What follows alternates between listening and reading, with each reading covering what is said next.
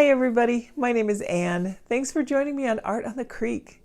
We're in my home studio here in Parker, Colorado, and I'm really glad that you decided to watch this video today. From time to time, I go over some of the monthly art subscription kits that I have, and right now I'm only subscribed to one. It is Sketchbox. And we're just in time to squeeze in this month's Sketchbox. This is the July 2023, and I thought it would be so fun because as luck would have it, this month focuses on watercolor. So are you ready? Let's go open this up and see what it's all about. Here we go.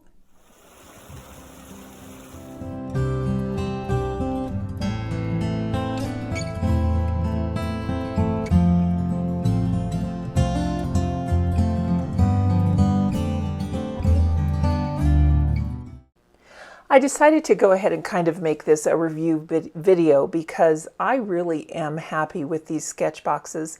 And if you're looking for something to break yourself out of a rut or try some new supplies that you maybe never would have thought of trying, I do recommend checking out Sketchbox. Their website is called Get Sketchbox, and I will link to everything in the description.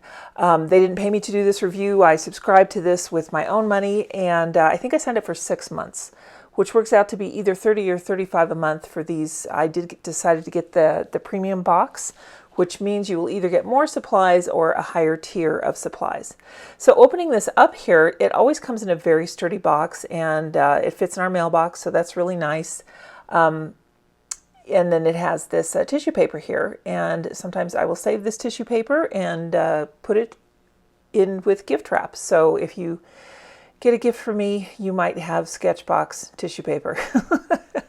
I do love to recycle, but it's fine. It's good tissue paper, and I've never had anything broken in the shipping. But that is something else I want to bring up. If you do ever have an issue, I did have a marker that they sent me once, and the marker was dry, and so I sent them an email. They sent me a new marker right away. Like, it arrived in 2 days, so I was very, very happy about that. So let's see what's in this one.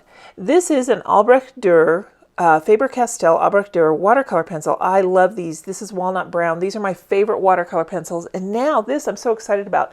This is a water brush by Faber-Castell, and actually it has a really neat feature. It has a kind of a wedge on the lid where you can do scraping or marking in your watercolor. So I do want to check this out. I'm excited to use it. Look at that. It's like you know how you can use a palette knife or an edge of a credit card. Well, this is nice because you've just got it right here on your cap, and I have never seen a water brush do that, so I'm excited to use that. They always send you a little sticker, and I don't really save those, but I do put them on sketchbooks, so I will probably find a sketchbook that it will stick on and put it on there.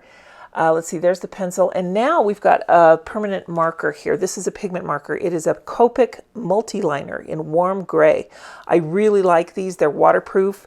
This is a 0.1. It's a very fine line. I'll show you here a little bit so you can see. It's very faint. I don't know if you'll be able to see it here on camera, but it's like a very light pencil stroke, but it's permanent. So if you're like me and you kind of like to see those pencil lines in your watercolor, particularly in a sketchbook, you can sketch with this or draw with this, and then just go right over it, and it won't. The lines won't smudge or smear like a graphite pencil would. They're just permanent, so they're really fun, and I like that it's not black. It's not as harsh. For this watercolor pencil, Albrecht Dürer is one of my favorites, like I said, and I like using sepia or sepia brown. I'll show you how these work. Let me just fill up this water container here. I'll put it in my jar of water here and get that all filled up. The opening on the reservoir on this particular brush is almost 1/4 of an inch, so you can really just put it under a running faucet and you'll be just fine. And the cap posts, I'm very happy about that. This brush is called their medium size, and I like the tip on it. It looks very nice. I just dipped the filaments in the water there so that I could get that sizing out of there, and then just kind of made sure that it was flowing. So you can see with these watercolor pencils, they just dissolve. It makes a very nice, easy way to shade something. And the paper I'm using here, I think it's 100% cotton. It was just a little scrap of paper that's on my desk. But these are so fun to play with because you can use them on wet paper and get a very bold line. Or, let me get my X-Acto knife here. You can even, let me just get a big puddle of water going here. With an X-Acto knife or a grater of some kind, you can shave off the pigment and let it fall in there. That's kind of like a brusho effect, although you'll only have a single pigment coming out. So that really is fun to do, and it's so easy to play with these. I really love these Faber-Castell watercolor pencils. In fact, let me put a card up for you in the corner here where you can check out my review of those watercolor pencils. I really love them. It was really fun. I decided to do Darth Vader on that one. So if you're a Star Wars fan, you might enjoy that. But if you're looking for a good brand of watercolor pencils, I do recommend watching that review. As you can see, the Copic liner or Copic liner does not smear or smudge in any way. It's completely permanent, dries instantly. Very happy about that. So you can have a lot of fun with these watercolor pencils and that Copic marker. So I really like that the lines are so subtle with that Copic marker.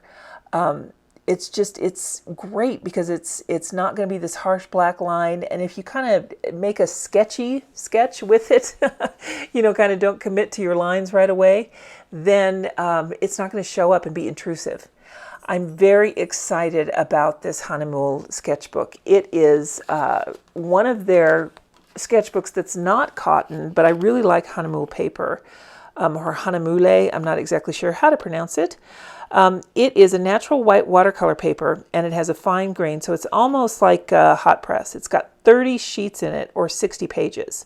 So that way you'll have a ton of room. It's an A6 size, which is so portable. You can see it's maybe just a little bit bigger than a cell phone. It would easily fit into a bag or a purse somewhere. It's very easy to take with you. I was really excited this month to find out that the sketchbook was by Hahnemuhle because they are a company that really focuses on quality. The binding here is stitched in the middle, and that helps it lay flat, which is really nice because then you can do full panoramic spreads. The elastic is very easy to use. It's soft to the touch. It feels very cottony and smooth. The paper, it measures, it's an A6, so it measures about 5.5 inches by about 3 inches. So it's really a perfect size for you to just capture a little moment. This would be great, a great set for you to take with you to work. You could paint on your lunch hour. Here's that ribbon bookmark, and I really just love how these pages stay open. You do have to kind of open the book, but once you have it open, it will lay flat, which is so nice. So with this sketch set here, with the watercolor pencil, the marker, the water brush, and the paints in this book, you would be all set, and it fits so easily. I get such a kick out of portable things, I know, but I really like the size of this. Now let's go ahead and open. Let me cap that X-Acto knife there. Let me open up, move that aside. I want to open the paints. Here we go. This is the Sketchbox Signature Watercolor Pan paints. They remind me a lot of the Superior paints that are so popular right now and available in many different iterations. Sometimes you have seen them in fan palettes, or I know that Viviva watercolors have these. I don't know if these are for sure made by Superior, but if they are, they do have a light fastness rating. Every Sketchbox that you purchase will come with this little card here, and it just kind of shows what's in your box. And it also goes over what you would pay for these individually. And I really do like this part because it reminds me how much money I'm saving. If I were to pick up all of these items individually, the price would be $53.90. But because I'm in the subscription, like I told you, it was either 30 or 35, and I apologize, I don't remember exactly. But the point is you save money on these subscription kits, and you really get to have fun trying new things. It also sends you a little feature artist demonstration of what's in the kit and what you can do. This particular one is by Anastasia Vasileva, and it gives her Instagram handle there. Now, Sketchbox is very social media focused, so they encourage you to post your work with the hashtag Get Sketchbox July or Sketchbox July. I don't quite remember. You'd have to get on there and see for sure. But on the box that I showed you in the beginning, if you tag them with the @ Get Sketchbox, then you have a chance of having your artwork featured on the cover of one of these boxes. So I'm really excited about that, and I will definitely tag them in my work. Let's go ahead and get this kind of lined out here. I'm just kind of writing in the inside cover of this book what what items came with it. So on the first line there, since it's in that gray, you may not be able to see that. I wrote Copic liner warm gray 0.1, and then with the Faber-Castell pencil, I wrote Faber-Castell Arbiter walnut brown. And now I'll make a grid for the swatching. So let's move forward to that. You guys might laugh at me when you if you look closely at how this grid was made, you can see I tried to measure. My brain just wasn't working. I don't know what the heck was going on with me. I drew the square first, and then I tried to divide it evenly, and I thought, why am I doing this? And I just eyeballed where the squares go. So, you know, these are the swatches that I do for myself, the ones that I'm going to refer back to so that I've got enough information in my sketchbook. Don't feel that you have to make a perfect swatch sheet every single time. Just do whatever works for you. You don't even have to draw a grid, just little dots of paint, whatever you want to do. Some people like to make full-on pictures out of them, and they're really beautiful, but swatch charts kind of just aren't my thing. I like having one, but I don't like making a big deal out of them. So my apologies for the wonky lines there, but it will serve our purpose. So let's zip through this and I will tell you what colors we have. The one kind of weird thing that I have about the organization of this palette is, to me, it's kind of upside down and backwards. I would have gone from the yellow to the black, but they didn't. So they started, if you're reading it like a book, you're going to start with the purple up there, but I wanted to start with the white and go the other direction. So that's what we're doing. We have across the top row, but I'm going to read this to you left to right: iris, rouge, red, rojo, which is like a warm red, peach, pyrus, honey, lemon, and white. And then along the bottom here, I am testing that brown. And right now here to the left, this is going to be onyx. And then for the remainder of that row, we have ochre, pain, which is like a Payne's gray, indigo, blue-green, pine, olive, and lime. And the other little question mark I have is the name pine. I don't know about you guys, but I have never seen a pine tree that color. So I would call it more of a viridian, or gosh, even a cobalt teal. It's a very beautiful color, but pine is a strange name. However, when you're looking at this palette overall, it's really nice. So I want to play with this black here just a little bit, the onyx, just to see if there's any other colors in there. So I've got a lot of water down, and when you use a water brush, you just squeeze it a little bit to get the water to come out, and you'll see I'm dipping it in the water every now and then. That's only because I'm playing with you guys here today, because I'm not independent of water. If you're using a water brush, then you just want to always squeeze it from the reservoir there. But since I have that jar of water, I'm using that to rinse my filament so that I don't always have to refill the cartridge there.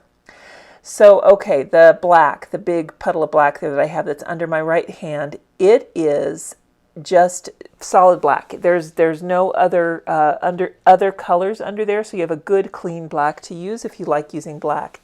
Now I'm going to try and mix a gray. Now typically what I use is a burnt sienna and a ultramarine, something like that, or an indigo or a burnt umber, anything like that where you have a reddish brown mixed with a blue.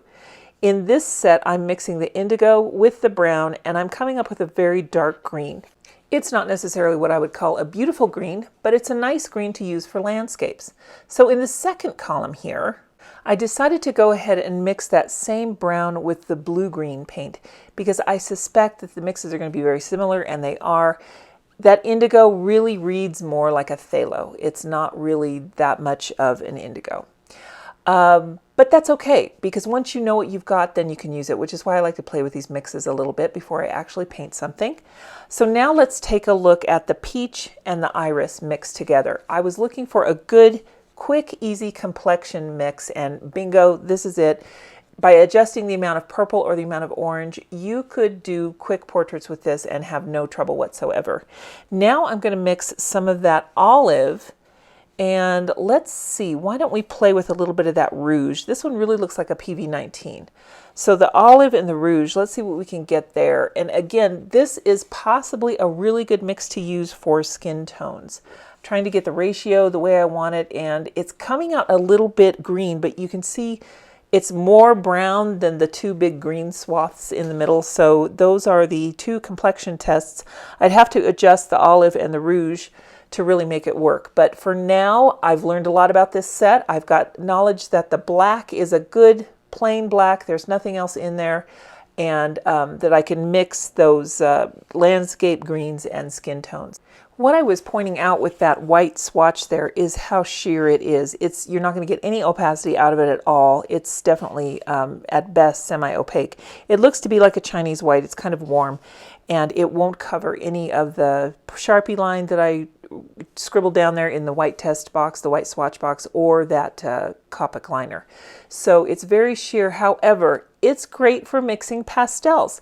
So that's what I want to test here a little bit. I'm taking the white and I've mixed it with the purple and with the lime. And now I'm going to go ahead and mix it with that blue-green. And you get some really nice pastels. You know, that's something that many watercolor sets include an ivory black and a Chinese white. Don't shy away from using them because you can really change the value of a color. Anytime you use the white, you can bring it into the pastel range. Here's the Payne's Gray with that white, and I think it looks really nice. I think that's that would be a great shadow for a cloud or snow on a stormy day. Now that gave me an idea too. I want to try and mix this Payne's Gray with the brown, and let's see, and there you go. That's my neutral gray that I like so much. So now I know that the color that I need to mix to create that neutral gray is this Payne's Gray, or the Payne, and some of the brown. Visually, it looks a lot like indigo and burnt sienna. That Payne's Gray could look like a Payne's Gray. It's pretty dark. It doesn't have a whole lot of gray to it, but it's definitely more gray than it is blue. So as long as I have a good way to mix a good neutral gray, neutral is the word I want, a good neutral gray, then I'm good to go. And I really like all of these mixes that I'm getting here with the white. I think that to turn all of these 18 paints into a pastel, how fun would that be?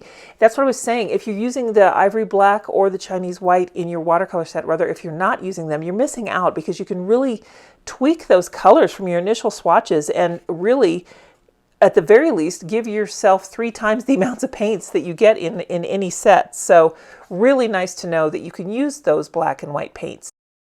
Well, now it's time for us to do a little test painting, and I think I have the perfect photo here. Let me pull it up so you guys can see what we're going to paint. I took this picture of these Indian star lilies at the Botanic Gardens, the Denver Botanic Gardens at Chatfield. It is a former farm, and it's under stewardship of the Denver Botanic Gardens, and we just had such a good time there painting. There's one of those gardens where you walk along the trails and every little corner has something interesting to paint. So I felt that they would be a good subject for this. So let me speed this up for you. The first thing I'm doing is using that Albrecht watercolor pencil to get the sketch in. My heart did a little happy dance when I saw this pencil in there because I really do love the Faber-Castell watercolor pencils. And I like Faber-Castell in general. I think they have a really good production line. Right now I'm just kind of sketching this lily in, and I'm going to try doing some layering with these paints. Let's see how that works out. I'm putting the yellow down first, and then I'll go in with some of that orange, and I'm not using the names of the colors that are on there. I think Pyrus and then Peach. And then I'm going to go over it with the red and just kind of let these blend and merge on the paper. This particular paper, since it's cellulose, is going to be prone to cauliflower blooms and back runs, and that is not always a bad thing. So I want to go ahead and be sure and give that the opportunity to happen to try and get some cool texture on these lilies. Doing the same thing with this lily in the background here, starting with the lightest color and then migrating toward the darkest. And I think I added some of that iris in there. And for the stems, I'm using the olive shade and then adding a shadow with that Payne color, the Payne's Gray. Payne's Gray, since it's such a nice blue base, you can mix it with red and get a lovely deep purple. You can mix it with green and get a lovely dark green. Payne's Gray is a great convenience color. Sorry, I couldn't think of the word there. It's a great convenience color to add to your palette. Most of you are probably very familiar with it, but it's a very nice color to have. And look around, find out which manufacturer makes the Payne's Gray that's right for you, because they are all slightly different. For my purposes, the pane that came with this set is really very nice. And you can go back to Sketchbox after a certain amount of time. They do sell these items individually in their shop online. So you can go back and purchase just this paint set if it becomes available online. I really like the little tabs on the side. It makes it easy to open. It's a good flexible plastic and the color is white, great for mixing. So I really love that. I've got the swatches down there of the colors that I used, and that what you saw me go in there with was a bleed-proof white because I wanted to just add the pistils in the center of the flower, and I had already painted where they needed to go, so I didn't want to go get a colored pencil. So I added that bleed-proof white to some of the yellow, just kind of tinted it with yellow, and then that made it opaque, so I really like the way that this worked together. I had no problem using the book. In fact, I really liked using the book, and now I'm going to go back in with that Faber-Castell pencil and just kind of darken these lines because I really like the way that it looks on this texture of the paper. There's a little bit of a texture here, and it's kind of it's a machine texture, definitely. It's kind of a linear texture. It doesn't look linear to look at it. It looks kind of like orange skin or grapefruit skin, something like that. But then when you work on it with a pencil, you can see that it definitely has a linear texture to it. So it's exactly what I expected this sketchbook to be, and the pages don't warp that much. I love the binding. I love the way it's sewn together. I've gotten some sketchbooks that when you work on them, they fall apart after you've used enough water on them because they're just not bound very well. So this one is definitely a quality sketchbook, and very happy to have that. So I'm just going to finish outlining this, and then we'll go on to our next little test painting. Now, since I used the watercolor pencil to draw those lilies, I think I'm going to try and do this sketch with the Copic marker. So let me put this on a little higher speed for you here, and let's see how this one worked out. Next month is August, and August is my favorite month in Colorado because it's peach season. We have on the western slope, particularly in Palisade, there are a lot of orchards, and nothing beats, in my mind, a Colorado peach. So I've got peaches on the brain here because I ordered my box of peaches from one of the kids in the neighborhood because they will go to support to whatever school extracurricular activity they're doing, and that tends to be how we like to buy our peaches. So direct from the grower. I cannot wait to get these peaches. I always say I'm going to can them and make things out of them, but truly I end up standing at the counter and eating a peach every day, and then they're gone before I have time to do anything with them. So at any rate, here's a peach, and I'm going to try and use this, the end of the cap here at the end of this little time lapse. You'll see I try to use the end of the cap on this one to scratch in some designs in that leaf. And it didn't quite work, so we're going to end up doing one more here. But what I really do like about this painting is how easy it is to get varying levels of a very sheer wash and have that work to your advantage with the backgrounds and cauliflower blooms. And again, that's what I said with this paper. When you're working with a cellulose paper, as long as you know that's going to happen, I think that cellulose paper is wonderful, and you can definitely use it to your advantage.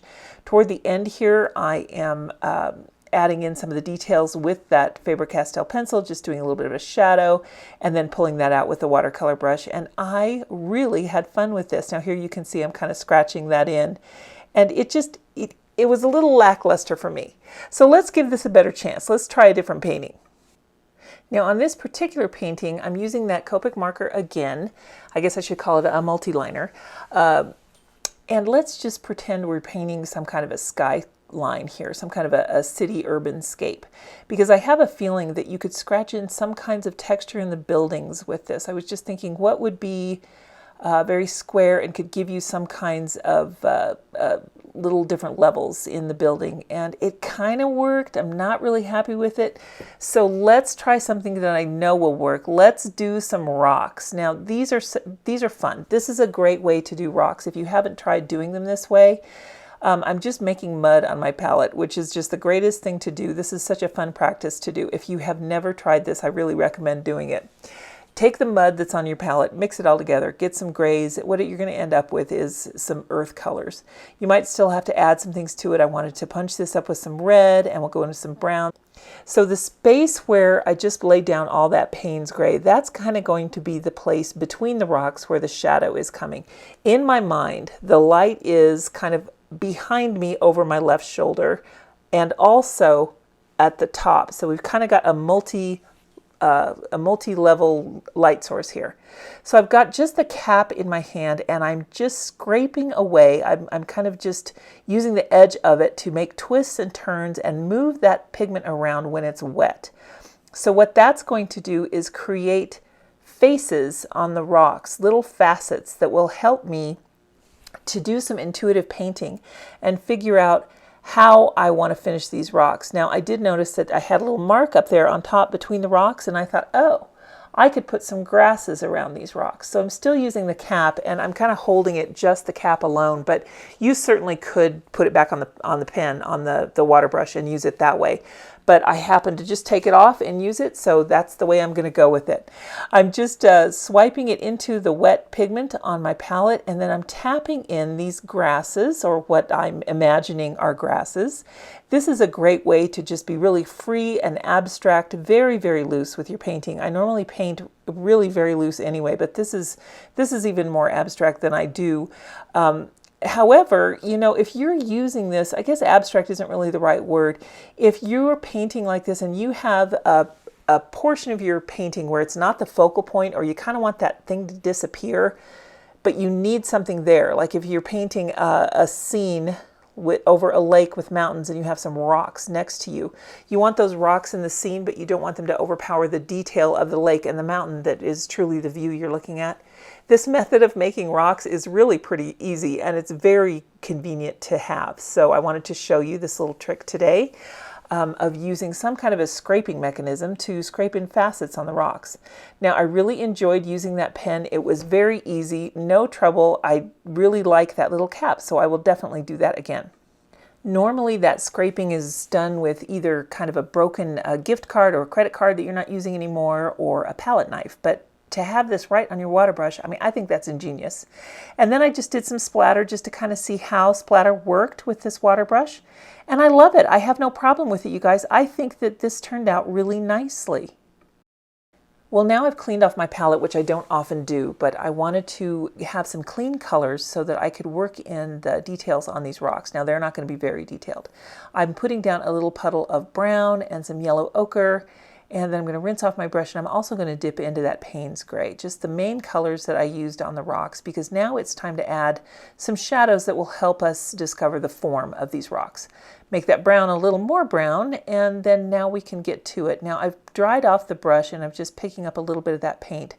So I'm putting the yellow ochre anywhere I feel like there would be a highlighted area of yellow, or the rock would be lighter, rather, I guess, on from the sun shining down on it. And this is kind of, I was imagining, you know, when you see a rock that has sulfur deposits in it, or maybe some kind of an iron ore deposit, the brown is red enough that it's really helping to pick those up as well.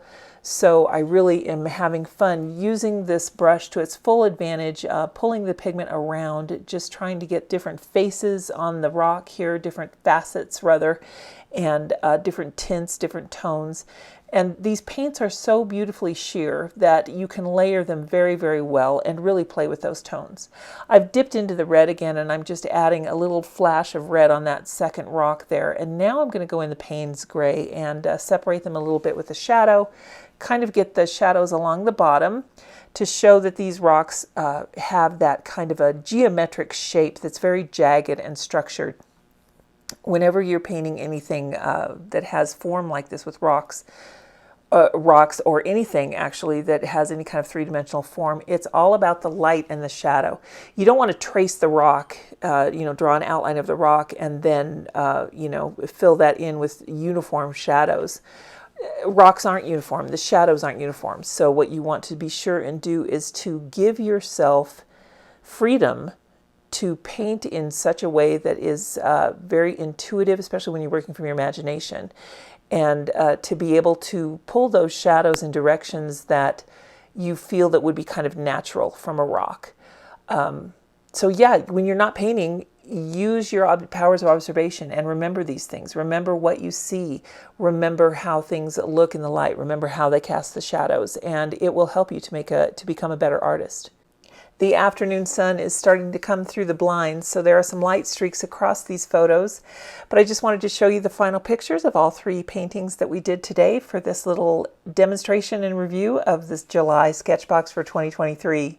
I hope you guys had a good time watching this, and like I said, this is just my opinion. Nobody is paying me to do this, so if you're curious, if you're interested in getting some new art supplies every month, and sometimes they're a big surprise, sometimes they're not even watercolors at all, check out Sketchbox. Thank you so much, guys. We'll see you next time. Have a great week. Bye now.